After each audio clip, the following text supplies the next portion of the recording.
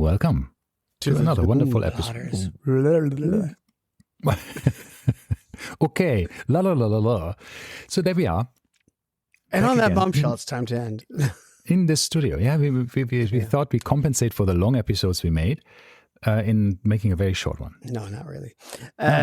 We have survived another week in a new war zone. So Ralph and I are still, in fact, alive, as I'm sure some of you were hoping against it, because our podcasts are getting longer and longer and more off topic. It's like, stop it. Stop it, really. Yes. So what are you wearing on this fortuitous day? I am wearing, of course, something robust. I'm wearing my Submariner. Looks like pre-ceramic. Is that a Black Bay? Is that a Tudor Black Bay you got there? Yeah, and I've put it back on the original jingly jangly bracelet. Yeah, with a stamped clasp. Because you switched, you put a half link in, right? That's what you did. I put the comfort extension in, which it has usually the diving extension, which of course nobody in the world needs, except if you have a. I enjoy having it. Yeah, if your wrist smells about 15 centimeters, then you need it. But this is much more useful for me. So I did this, and of course I have another bracelet for it. I can't even remember which one it was. I bought a nice one from either Uncle Seiko or from Forstner. I think it was Forstner. Yeah, I think I bought a Forstner one with a nice clasp, and it's but now on the original with a half link, it's perfect. I mean, it's all really, really good. Nice. Yeah. So, and it's still the ceramic one. I still haven't sent it to service for, adjusting getting a new crystal and these kind of things, which is what it needs, right? And also because the crystal is not properly aligned. So the Cyclops is a bit higher than it's supposed to be. So not exactly at 3. I don't know if you can see this here. It's just a bit. Come on, that's fine. It looks a bit. But anyways, this is my OCD. But yeah, otherwise, this watch is still lovely. So does that mean I should send my Pelagos in as well for a crystal replacement? You should, because of course the Cyclops is missing from yours. Oh yes, I need to have my 3 o'clock hour marker enlarged. Yes. So I'm wearing also my Submariner. Oh, really? No. It's a Tudor, my Black Bay 54, yes, as usual. And I have pulled up for you a very nice little chart. Out of, I don't know how many watches I have. 1, 2, 3, 4, 5, 6, 7, 8, 9. 9 watches. I think this is including my 2 G-Shocks and my grandfather's watch. So I have not that many. But look at the pie charts for the 2 Tudors. There you go. Everything is in less than 50%. So it's about 45% for everything. And then the 2 Tudors are literally 30% each, or maybe a little bit more than 25% each, which is ridiculous. The fact that I seem to be wearing them so much. That's actually in relation to the rest. I realized as well that I don't know what I've done, but I've worn just this year, my Explorer 1 and my Tudor Ranger the most. Then the Norcane Independence second, and then the Colloquium, and then the Royal Oak Offshore, and then it goes down with like already. Did you sell it? No, I have it. Okay. I'm just not sure yet. When I see it in the box, I think actually it's very nice. It is very nice. I like it. It is very nice. And then when I have choice, because now I've worn the bloody Ranger and the Tudor, the Explorer 1 so much that I was thinking selling everything. Yeah. For a brief moment. Yeah. And then I decided, it's a good thing to do. Remember, I sold half of my collection, and I think I don't really miss anything. I'm very content, and I like the idea that each watch is getting more wear. And I think that's cool. This has benefits. I mean, and I didn't miss anything. It's crazy. I mean, I put the Ranger back on its bracelet again. I must say, it's very good. I did some experiments of back and forth. All the measurements between the Explorer 1 and the Ranger, and they're so similar, right? I mean, it's just, Yeah. And the Ranger is supposedly, I mean, it is a 39 millimeter. It's a bit bigger, according to my calipers, but it does not feel at all smaller than the Explorer 1, which is 40 millimeters, has broader lug width and a bit of strangely enough, a broader shoulders everywhere, 1 millimeter broader lugs, bracelet and clasp and lugs. And also the Explorer 1 has actually a male end link thing that protrudes, which the Ranger does not. So the Ranger is very smart. It's a very smart watch. I don't get this because most companies are now switching to these female end links, right? So that they drape better on your... But Rolex is still like, no, we're good. We're sticking to the original, which funnily enough, the original ones were female end links. And then at some point they switched to male and then now just stuck to it. But Tudor on the Pelagos, on all their models, have this female end link. And just, it looks... It's so comfortable, right? Because it falls directly down. I mean, it's literally, and the Ranger even has, it's smaller than the lugs, right? It falls down even like a millimeter before the lugs end. So it's really cool. Yeah. Now, I'll tell you a downside to this. I told you I dropped the Pelagos. Yeah. And where does it contact? The lug. And it dented the lug, right? So maybe if I had a male end link there, it would have offset this somehow. I don't know. So the same happened to my Skydweller, right? I let it fall from about chest height because I was trying to put it in my chest pocket. As you do usually. As you do when you go through the security check, right? You put it in your jacket. Was it a button pocket or a zipper pocket? It was a button pocket. Yeah, okay, good. Because I was going to say the only way I would put it in any pocket is if there is a button or a zipper, right? And then it's fine. Yes.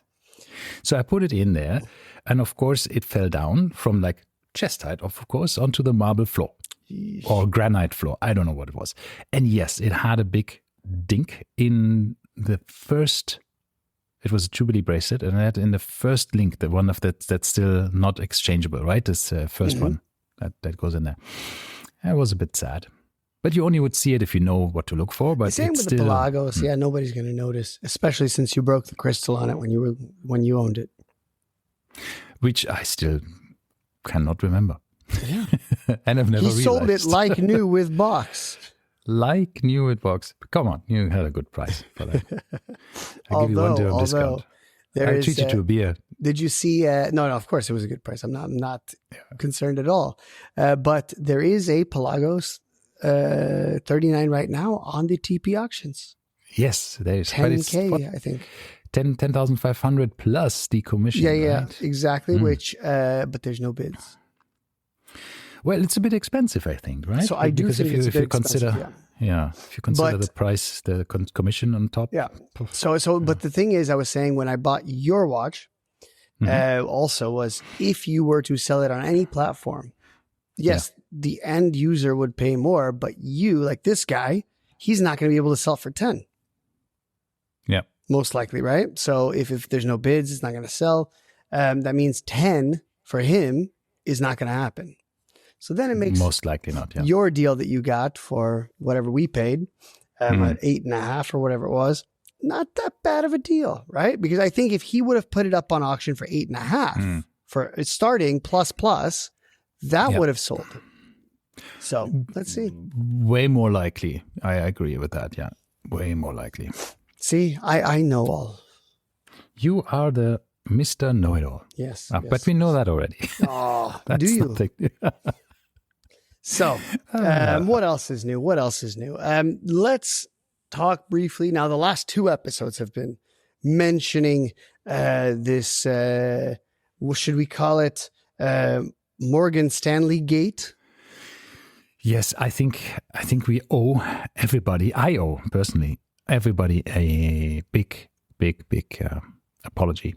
Why? And this has to do with Omega and the Moonswatch, not the Moonwatch, because I yesterday walked the dogs. I listened to this watch, that watch from Mike. It's Mike right here, and he basically said, "Look, the same as you said, you had a gut feeling when Omega, not the Swatch Group in general, complained about the values of how all this misrepresented, and many other brands have complained over the time, and they have not corrected like they did with Hamilton and Tissot and others the numbers, but they have just said Omega could be if you with the average deviation from the real numbers. I think they were hoping nobody would catch on to that.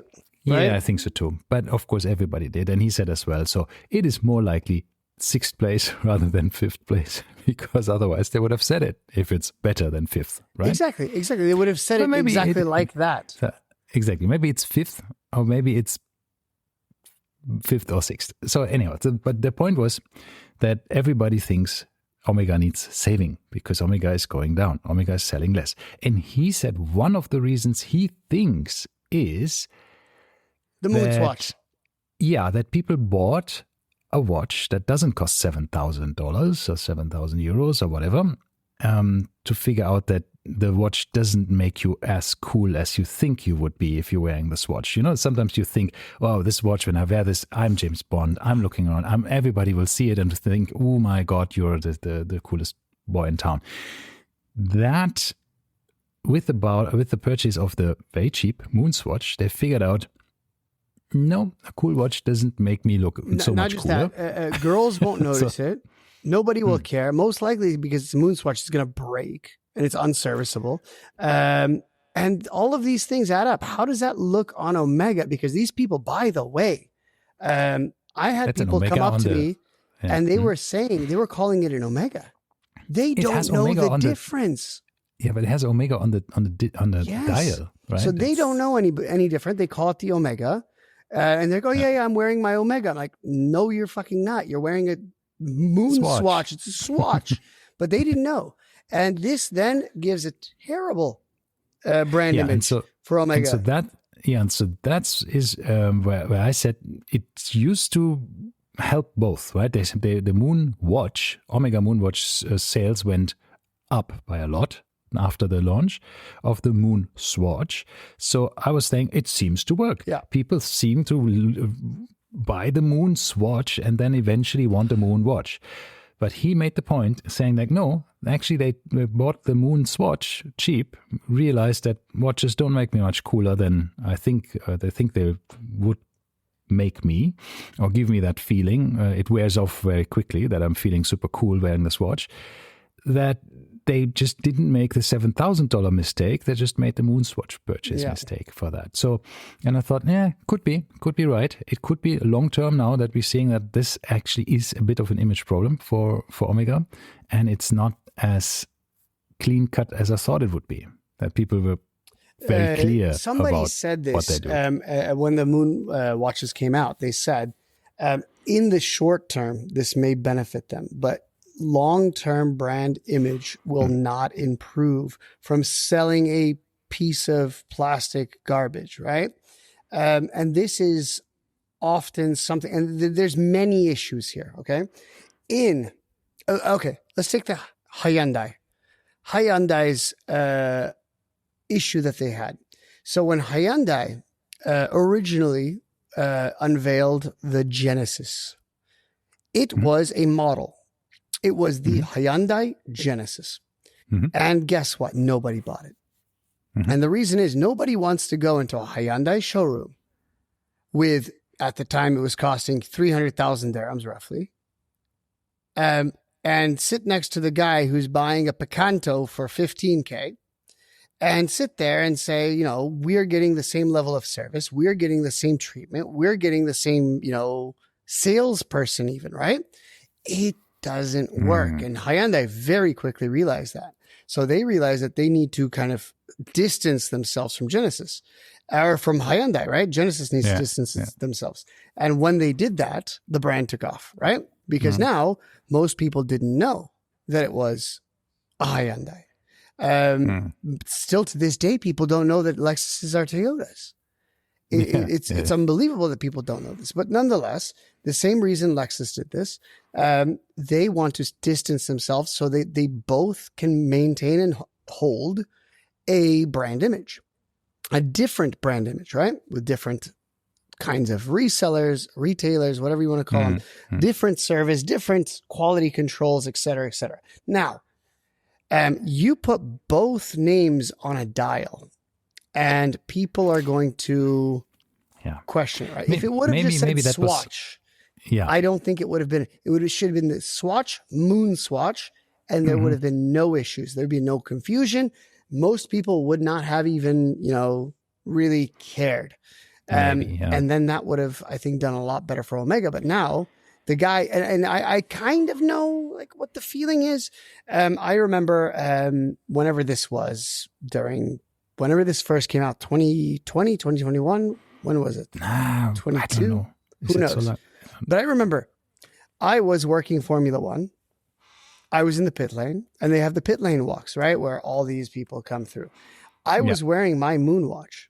Oh, it was March 26, 2022. Okay. So in 2022 Grand Prix, which was November of 22, I was sitting there with my Moonwatch as I usually do. And I had, I would say, 50% of the Formula One VIP crowd who are coming from the Paddock Club wearing Moonswatches. Mm-hmm. And I was just like, this is ridiculous. Like, it was hype, of course. It was hype. It was cool. And no one knows anything about it, right? And I'm sitting there wearing the original and I'm thinking like, it does not make me feel good. Like it doesn't. Like it's a cheap copy of my watch that I like, I enjoy the history of and so forth. So I don't know how I feel about it. But in the long term, clearly it didn't do well. Yeah. The other things that he mentioned about Omega and how them need fixing, I think we has this exact same opinions as we have. Clean up the catalog. Don't just have so many things. Have an identity. Just stick to certain things and just make it simple. Make it easy. Just don't make 100 million limited editions that you sell forever. Make them at least time bound, right? And not just sell a limited edition for a year, maybe. Not limited as in numbers, but if you need to spruce things up a bit, but otherwise just don't sell everything to everybody at all the time, right? Yep. Because it is just a bit all over the place. Like so many other brands. And we mentioned, for example, Baume & Mercier, right?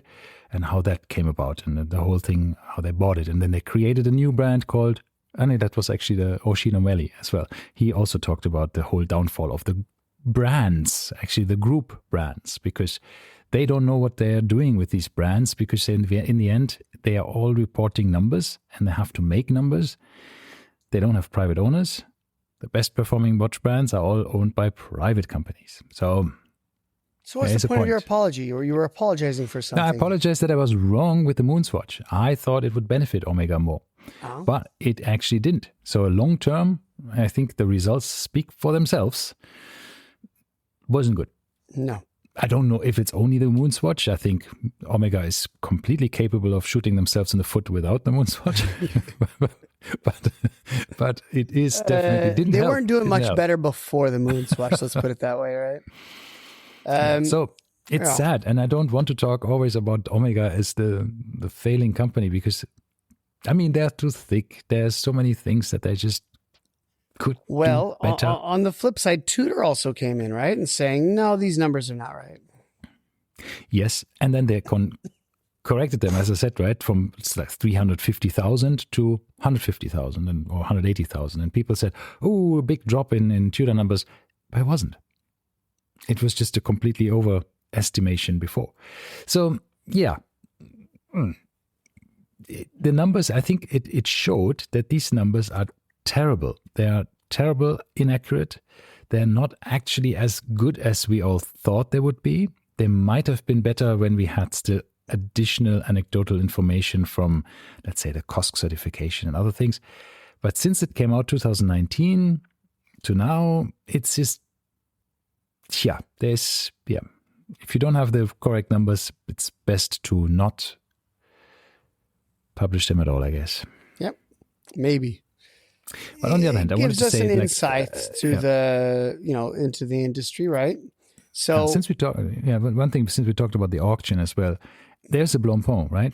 The Blancpain Bathie scarf in black ceramic. Yes, with a chronograph. Flyback chronograph, a beautiful movement. The FPGA 385 or something. 25K.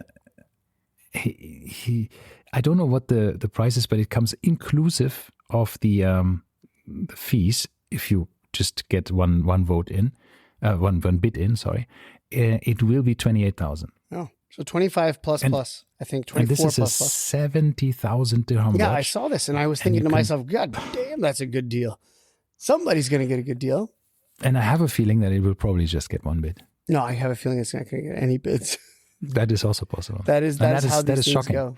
That is shocking. It is the price of my Explorer 1. That's basically what I paid for my Explorer 1, 28,500 or something, which was 1 year old but unworn box and papers, right? So that's what I paid for a bloody Explorer, and this is a flyback, handmade, hand-decorated flyback chronograph, Blancpain ceramic case, solid gold rotor. All of this stuff, and it's a flyback chronograph, and you think this is not possible. It can't be. What is this in percentage? 28,000 or 29,000 of Let me do 70. Some math. It must be 70. Is it 70K or is it more than 70K? I think it's exactly 70. That must be about 55, 60% less. It is exactly to the cent 60% less. 60%. 60. See. Yeah. I'm not so bad. Not so bad. But this is really okay. The watch is 4 years old. It's from 5 years old, from 2021. But it doesn't matter, right? I mean, these watches are ceramic case. Did you mention the ceramic case? Yeah, ceramic case. Yeah. Flyback chronograph. Beautiful FPGA movement. If it didn't have a date window.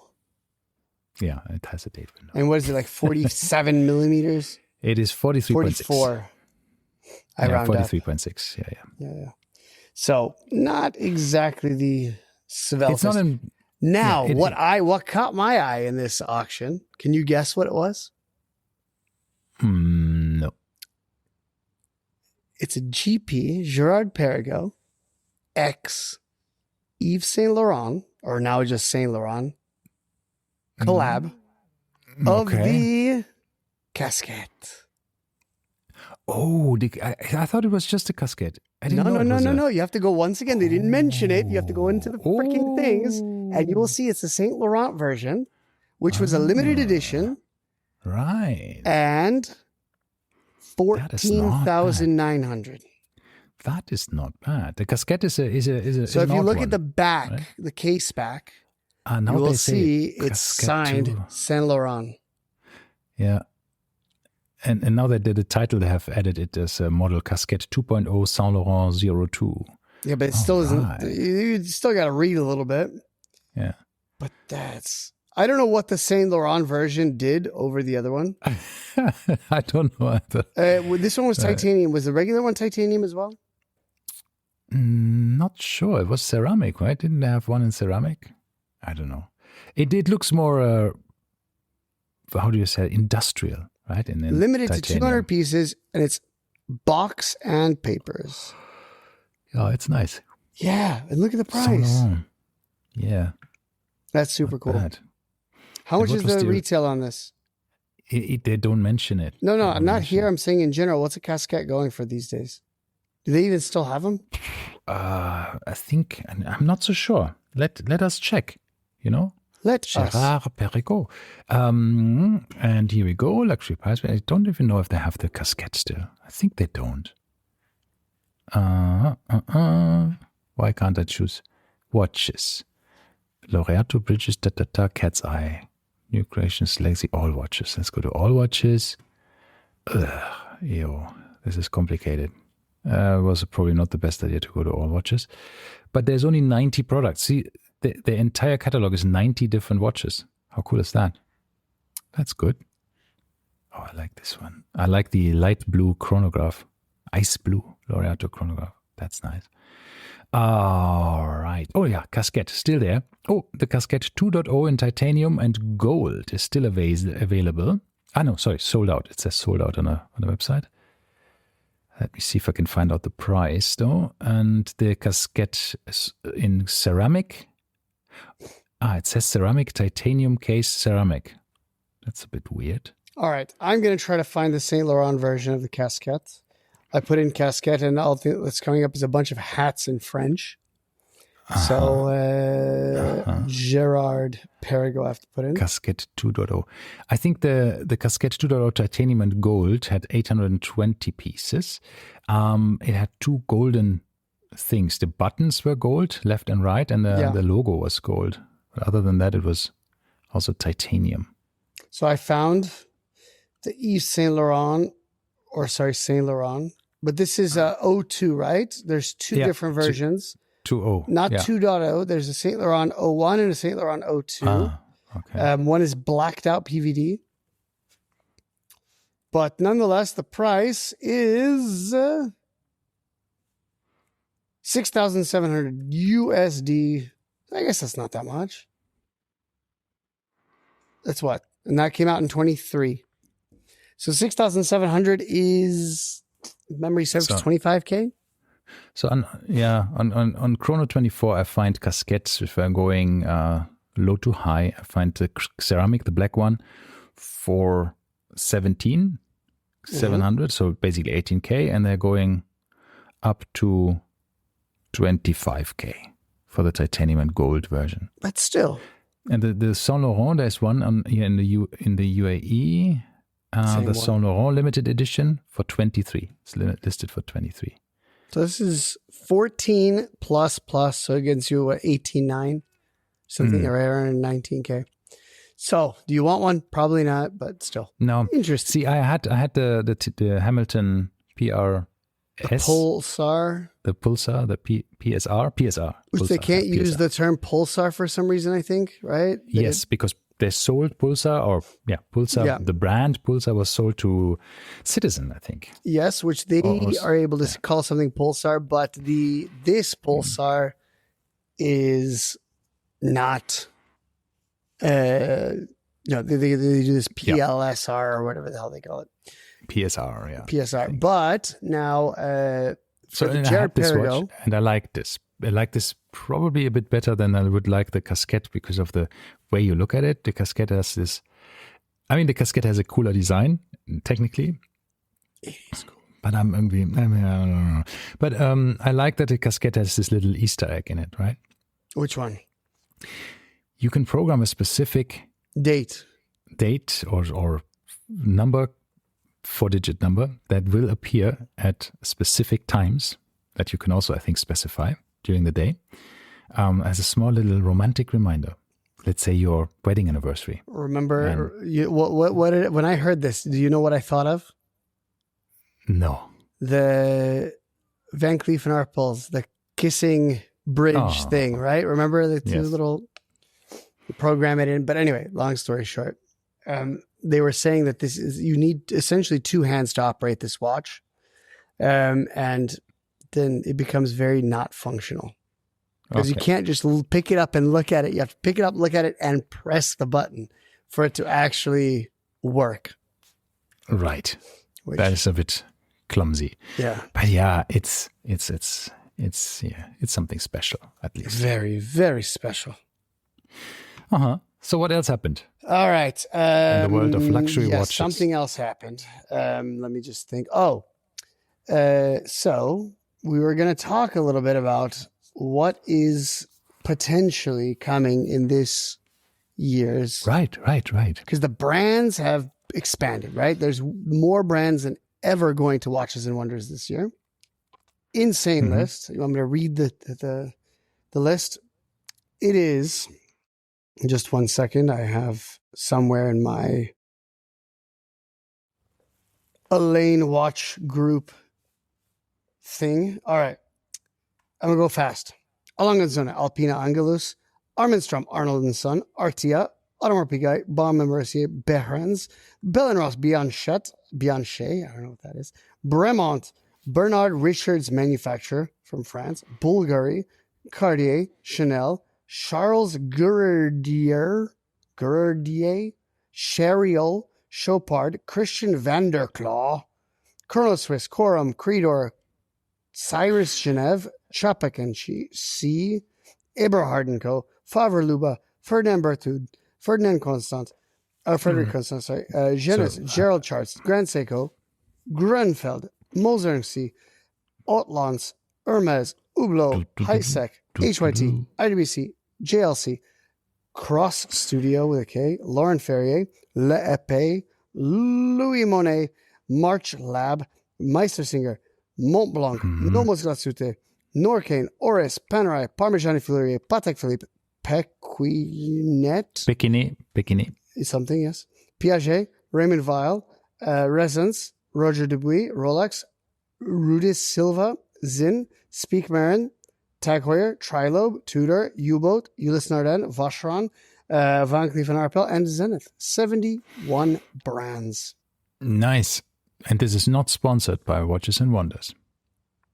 No. But they can if they want. Yes, totally. They can fly us. Recently, somebody asked me, hey, if we can get a flight out. It's like, yeah, not going to happen. I don't know.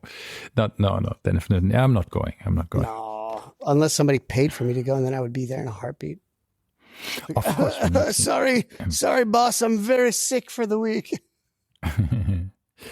We need somebody to report from there, but I think hopefully we have a lot of friends that can send us live information from what's going on. Yep. But in any case, this is the downside of these fairs, trade shows, that you hear it basically at the same time or even earlier now. Then you see it on the internet. Then you actually see it. The benefit is usually in these trade shows that you see it in person. You can try it on all of the stuff. But in Watches and Wonders, it used to be also a bit different. That sometimes I know they are developing as well because of Dubai Watch Week and other places where it's just a bit more hands-on and easygoing. That they do the same, hopefully, and make it all a bit more less stiffy. When I went to Basel World, let me just put it this way. We woke up. We didn't know anything. We went from Zurich to Basel on the train. Oh. The train is full of watch people. We heard every single release on the train before we got there because everybody was just talking. So, yes, as you say, you probably would have heard everything online anyway. And it was boring as hell. It was absolutely terrible to the point where, remember, me and my friend Jesus, we literally flew to Basel World. Yeah. We were there for maybe a couple hours and we're like, yeah, let's get out of here. This is boring. And we left. And there's no events. Nobody lets you in. Nobody lets you do anything because you're not an actual human being, right? You're not a press person. So not a press person and also not a dealer because it used to be a bit of a... Yeah. So we left and we went to Omega. We went to the Omega factory, the museum. They let us in. They gave us a wonderful tour. We went to a few other... we went to the...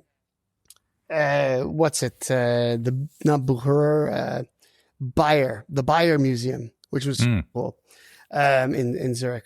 So yeah, we did a lot of other stuff, but Basel World sucked. So the Swiss definitely, and we've both been to Dubai Watch Week a number of times prior to going to Basel World. So we expected something similar and it was a huge letdown. But I think it got better in the recent 1 or 2 episodes, 1 or 2 years. It's got much better. But it's still not the same as Dubai Watch Week. Yeah, it's the best. So anyway, all right. So the next thing that we wanted to talk about was some predictions of what we think. I've been hearing some stuff, watching some videos. So we're going to kind of put together what are the main points that could happen. That could happen and which we want to happen. Well, there's some that I don't want to happen, but still it could. Yeah, that's also very valid to say. So please first do not and foremost, 50th anniversary for the Nautilus. Yeah. So well, that means Nautilus. Will they do discontinue something? It? They are. Let's stop it. So the prediction is that there will be stainless steel Nautilus is back again. We'll see. Then 100th anniversary for Tudor. I am repeating it until I'm right. Big block. Big block. Big block. The rumors that I heard was not big block. Submariner. It was not Submariner either. Everyone and their mom wants a Submariner. It's not happening. What I did here was, sadly, what I don't want to happen, 1906. Totally redesigned, new 1906. It's in the name, 100th anniversary. No, that's not 1926. Oh, sorry, 1920. Would be 100. Yeah. 1908 was the Rolex. My bad. Correct. But yes, they did 1926 in the way that Rolex has done the 1908. That's the idea, is to make it a truly upmarket dress piece because right now it's just a piece of garbage. And this would mean that this whole moon phase movement that they put out, right? Was the moon phase was not in-house, right? Or was it in-house? No, it was in-house. Yeah. It was in-house. So now the idea would be that they would use that movement in a much nicer watch, perhaps. But yeah, you're right. The moon phase was a Celita movement. Was it? Might have been. I don't remember. I don't know if the moon phase module was actually made by them, but I can't. It doesn't matter. But the point is, that was kind of a last hurrah for the outgoing 1926, and then they would have a whole bunch of new ones coming this year. Who knows? New colors, obviously, probably will happen for some Tudor models. But the focus, people seem to be saying, will be the 1926. Okay, interesting. I would like to have a nicer collection, 1926. Yeah, it's a hideous watch. I think the 1926 general, the collection, this is multiple watches, right, that they have in this collection, is, it's an acquired taste for sure. And I think it would be nice to have something that is a bit more appealing to, well, me. The masses. Maybe I am the masses, but same with the Tudor Royal also, like, come on, bro. There's lots of the what is it? Not the Corne de Vache, but whatever the women's one is, the dress watch. It's also hideous. From Tudor. Yeah. Something Rose. Claire de Rose. Claire de Rose. Yeah, that's true. Also hideous. So there's literally no dress watches from Tudor that are actually good I don't think it's hideous. I think the Royale is actually quite nice when you see it in person. It's not too bad. It's very well made. It's just like something doesn't add up for me. It just doesn't look right. Maybe it's the Roman numerals, how Romany they are. Yeah, maybe they're just a bit too fat, right? Something's not right? Yeah. Exactly. And they never made like a baton version. So maybe they should update that as well. I would like to, because I like that one, right? A no date, updated version with the integrated bracelet, maybe. Yeah. But once again, 1926. So one of the things that usually we heard a lot of times that Rolex or the Wilsdorf Group, I say it this way, Wilsdorf Foundation, they're trying things with Tudor and then they might put it on into a Rolex a bit later, like titanium, right? And all of these materials like ceramic, which we have seen in Tudor watches, silver, right? Maybe something like that will happen sometime. But now that silver is more expensive, it might be even more precious. But what I have seen multiple rumors about is we have now a Jubilee bracelet chronograph in the Tudor lineup. Yes. So people have said, hey, what about the Daytona, right? On a Jubilee bracelet. And I think ID Guy has done some mock-ups of it. I'm not so sure if it was him. No. And this was, I heard, but no, there was leaks. Somebody said that the Rolex catalog leaked again. Rolex leaks 2026. But when was it really true in the previous times? Every single time. Every leak has been true. The last 3-4 years, it's all been true. So I have very high hopes in the leaks. From the pictures I saw or the mock-ups I saw for the Daytona with the Jubilee bracelet, some of them looked actually very nice. Some of them looked terrible, and I can't remember which one were which. But I think it did look really nice in some models, but in other models it just didn't look. The color combinations, metal combinations. So they said a bit weird. Full. One of the things hideously, full gem set watches. Do you see this one? Yeah, I'm not so sure about that. I mean, apparently the patents have leaked for this. How they are doing the gem setting in full. This is full bracelet, full case, full everything gem set. That was a Daytona with emeralds. I just sent to. I think that probably is. It could be off catalog special pieces, and that's fine. I think that's really lovely that Rolex does these very special off catalog pieces that are hard to get. But yeah, for the masses, that's nothing for the masses, obviously, because that will cost an arm and a leg, and then a few more arms and legs. That would be very expensive. Mm-hmm. Fully precious stones. But the thing is, once again, it is the now 70th anniversary of the Milgauss. Yeah, I definitely want to know new Milgauss. That is definitely something I would like to have. So now Milgauss. Here's the leak for the mock-up of the leak, I should say, for the Daytona. How do I stupid read it? So something along those lines. Mm-hmm. Basically a white Daytona with black bezel, and that looks okay. Yeah, but there will be new colors for the. I don't know how well you can see this. Land Dweller. That's. I think that's yes, quite logical. Black dial. I don't know what. Here, I'm gonna send you this because it's easier for you to see it if you look at it on your thing. I'll iMessage it over to you. It's a Reddit post, but these are in line with what I saw. So some new OPs with the colored crystals, which will be Milgaus's. Milgai. Okay. And then something with a Moon Phase 1908.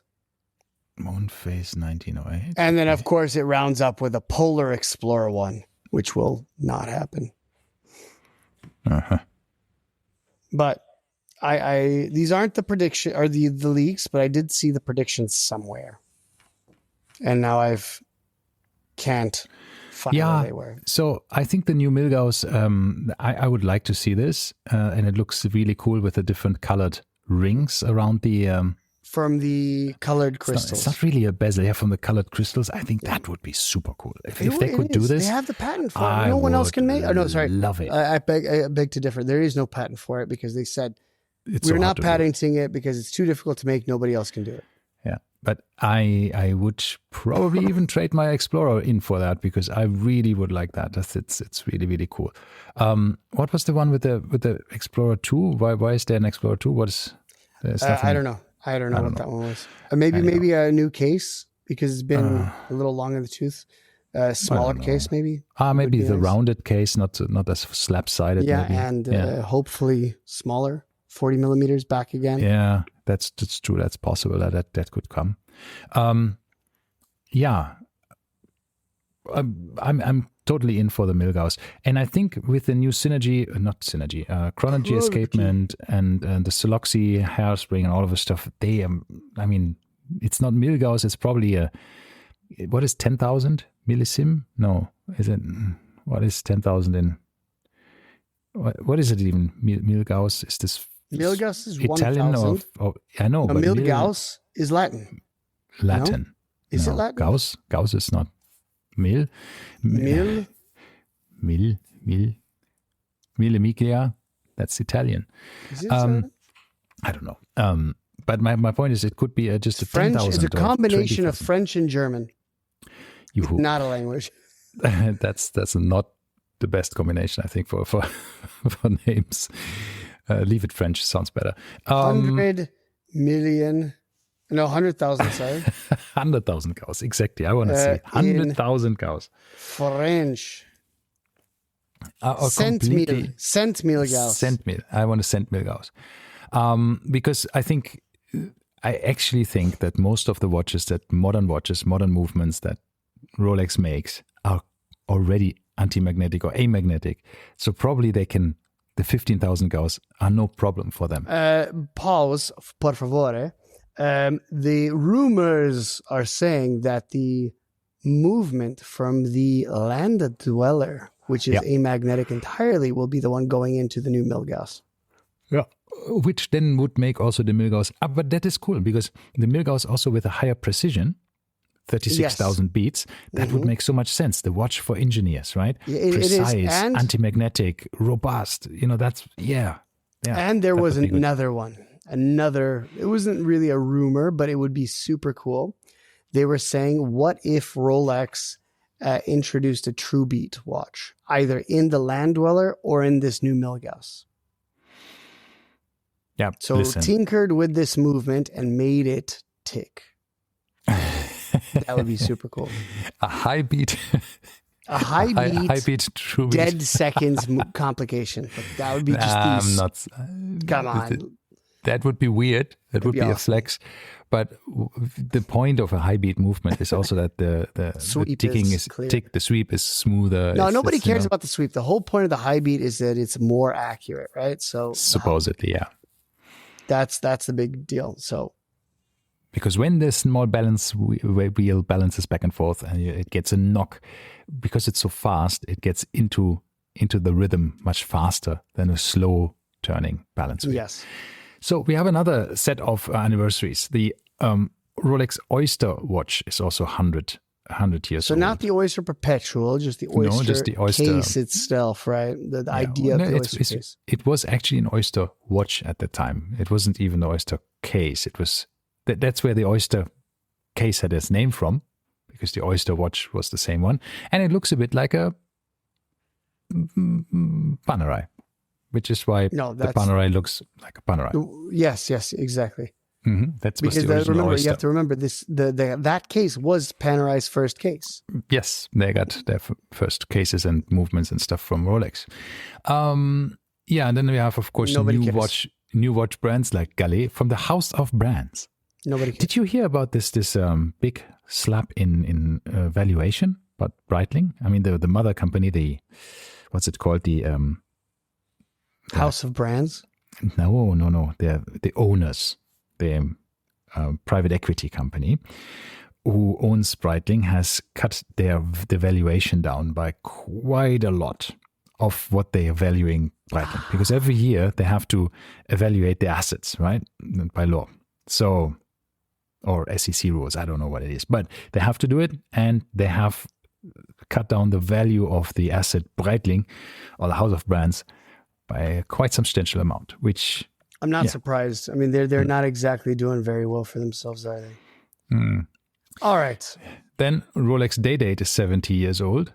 Mm-hmm. That could be interesting. My favorite anniversary of the year, by far, by a light year, is the 30th anniversary of the Vacheron Constantin overseas. Such an ugly so watch. Nice. So nice. Just kidding.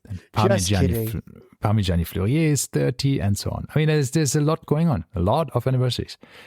So did we see something special from Vacheron Constantin for the 30th anniversary of the overseas? Sure. Will it be some super special... that nobody will get? Watches? Probably. Unfortunately. But technically, I think there could be a point of making the overseas smaller. 2 millimeters, maybe 3, like 39, 38. That would be nice. Imagine they would do that. That would be cool. Yes, that's what's holding me back. Exactly. No, it might, because it's so cool. Date windows. I would love to see it. Yeah, maybe they make no date windows in a smaller version. That would be cool, no? Yeah. What else? What else we got? Rumors, for Omega. What do you think? Will we finally see a new Seamaster Professional 300 meters? A lot of people are saying we will. It will be smaller. It will be nicer. It will be more in line with the other thing. We've said this before already. However, I think Omega needs to frickin' do something, right? Because as we said in the last 2 episodes, they're not exactly doing well for themselves. Yeah. So I still haven't really played around again with the Planet Ocean. When I tried it the first time, I still haven't even tried it. I enjoyed it. I thought it's looking quite nice. However, it was not the slam dunk that I thought it is. I mean, I went home and thought, yeah, it could be nice, but also, yeah, it's a bit too generic. I don't know. It's just like the drive to say, here's my 40,000 dirhams and here, 10,000 euros, and here's you get the watch. I'm not so sure about it. I'm not so sure. With this price, when you spend 40,000, then the difference to 60,000 is not that much, and then you can buy so many other watches, or even for 40,000 used, you can buy so many other things pre-owned. It's just, I don't know. But I think that's what we expect to see. So we'll as more people predict more things, we'll talk about them, as we go along and get closer. But for now, those are the main things that I've heard and seen. So what am I thinking? What will AP do? AP does too much already. So I think they're on a cool trajectory. I mean, look, they're selling more and more, and I think this whole strategy of restraining yourself from just doing good watchmaking is working. But for some reason, it's just a brand that I do not connect to at even slightly. Like, I just don't know why. You had a Royal Oak, right? Yes, and I had it for probably like 2 days. 5 minutes. Yeah. Like it was like, okay, that's nice. And the one thing I remember was, I'm like, wow, the bracelet's cool. Nothing else. I remember the movement's too tiny for it. And I was like, ugh, like immediately I was like, ugh. And then the bracelet was very nice. I loved how when you moved your wrist, how the stainless steel caught the light. That was super cool. But, I scratched the itch, got it out, done, never really thought about it again. Mm-hmm. So I tried. I do like the new Hanhart 417 Ti Titanium Desert Pilot limited edition. I think it's cool. I like the regular Hanhart cool flyback chronographs. But this new one with it's 39 millimeter or 42. It's cool. It's got this beige, very beigey looking dial, beige rubber strap. It's cool. And then this gray titanium case. Titanium. It looks really cool. It is also one of my favorite new releases this year so far, because it is actually really, really cool, right? And it has a nice movement, which is done by AMT, which is Celita's special department, right? And it's a hand-wound movement. It's 0 to plus 8 seconds per day, so 58 power reserve, and it's a very cool movement in it. As you said, no date, of course. And then the Hanhart I really do like style. it. There's one thing that's the watch. What's his name? The weird one with the curly hair. The British guy with he's always very loud. And Mad Watch Collector. Yes. Pointed one thing out, and I'm like, oh man. What did he? It has the red ceramic pip. Okay. However, the regular model has a red ceramic bottom pusher to match the pip. And I'm like, and they didn't put the red ceramic pusher on there. And that red ceramic pusher is so cool. But I don't think they have it on all versions. Just look up the regular version of the 417 chronograph and see what... Hanhart chronographs. They make watches since 1882, so they already had their 100th anniversary a long time ago. They will have 150 soon. So yes, some of them have it. I guess maybe some of them don't. But when you see the one that has it and how nicely it matches, it's just, I like it. It's cool. If it loads. Yeah. You have a 1 gigabit internet connection. It's still some websites just We are at war.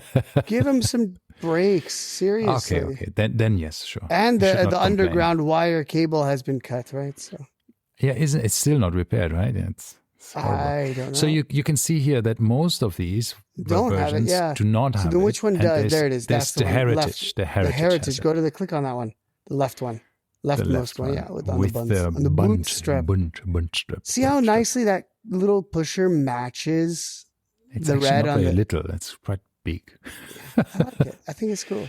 Well, it could be okay. And look, I don't feel... I'm not missing it, but it's... in the beige version, but the titanium looks so good with the beige strap, and it's 20 millimeters lug width. It's cool. I like it. Let's go see here. Do we see them here? Are they actually here somewhere listed? No, not here. No. Load more products. Mm-hmm. Because I wanted to know if you can actually buy them as well. No, the Moby Dick you can buy on the bracelet. The Moby Dick is basically the same watch. There's 200 on each. Titanium. Okay. Yeah. 200 on each, and that's all I know. Maybe it's under special edition. Yeah.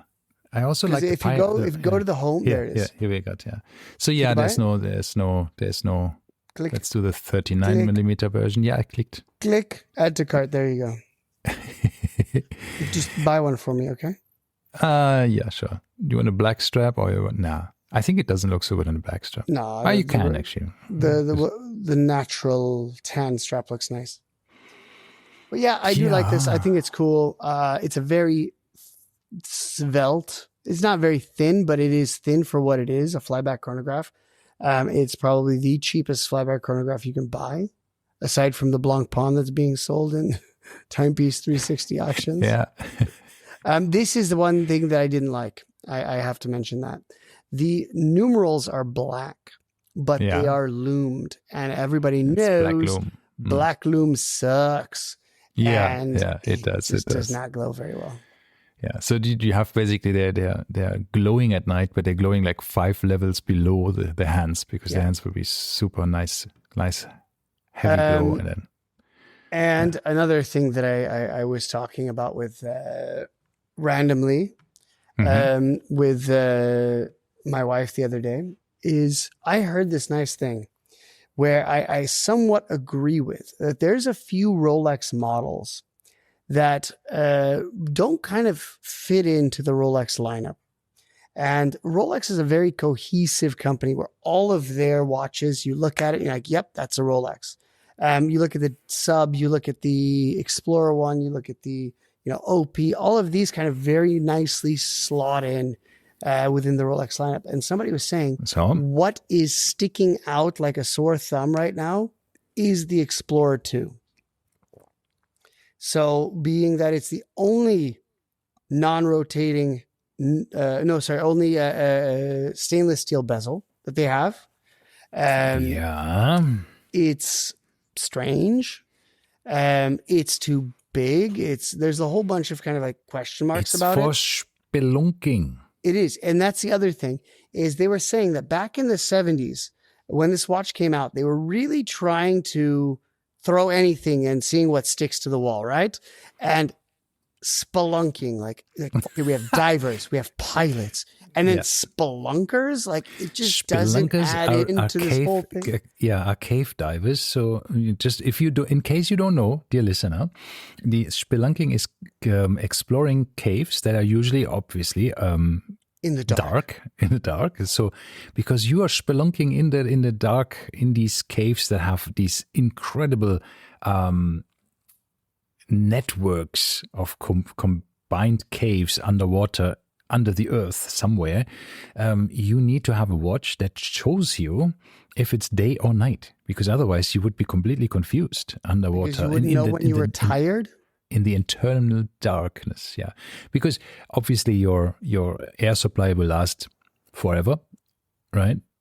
It's not that you have limits. That was sarcasm. Seems like a limited use case, but sure. But they said, it is for spelunkers. So it does just show you what was day and night. Of course, you can use it as a GMT watch because that's what you can do with it, right? Back in the day, you couldn't. Correct. Yeah, that's true. Back in the days, you couldn't. Nowadays, you can, because you can use your independent hour hand to show a different time zone, and you still have the home time in your GMT hand. But originally, it was fixed 24-hour hand, fixed to the 12-hour hand. So therefore, all you could see was a 24-hour hand. It was just a 24-hour indicator to say it's day or night. I just don't see the time that you'd be like 12 hours down there and you're like, I forget. Maybe some expeditions, when you are in the entire time underground, it can be a bit of a stretch when you have like a base camp somewhere in this. I guess. I don't know how many people are doing this. Yeah, I'm not a spelunker. But you see what I mean? It just doesn't fit into the lineup. Like even the story doesn't add up. Like nothing sounds like, right about it. Yeah. So it's like not a sport or a hobby that people strive to adopt. It's like, let me do spelunking. Yeah. So this is what I'm saying. Like diving is cool, right? A yacht master, sailing, cool. Explorer, climbing Everest, cool. Pilots, cool. Spelunking. Like, I'm good. I'll leave that one out. I'm sorry, I still have to drive. No spelunking for me. So anyway, on that end, I think as we go along, as I mentioned, we'll fill you in on what more is coming. But for now, let's see. But you know what? I was so not excited about Watches and Wonders this year. I don't know why. Maybe it was watch fatigue or something. But with everything else happening here, I started to get very excited about it. Yeah, new watches, maybe new stuff. Not that I want to buy anything new, but it's just to see what happens. Yeah, right? But the fact is, by the way, I should also mention the fact that the other weird watch that they had was Rolex. Going back to Rolex, was the Milgauss, and they discontinued that. Like maybe it's time to discontinue the Explorer 2 as well, and then bring it back later on as something else. But haven't we said this about the Air King? Yeah. The current Air King, when the reason why it exists doesn't exist anymore and you still make it. They have to find a new purpose. I don't know. After this, what was this called? This the fastest land. No, but before it was for pilots. And then they repurposed it for land speed records, and then it just doesn't make sense. Yeah, so the you instruments just kept in it that for pilots. thing, They really screwed that one up too. Anyway, all right, on that bombshell, we will see you next week. Thank you for Stay listening. safe. Bye-bye.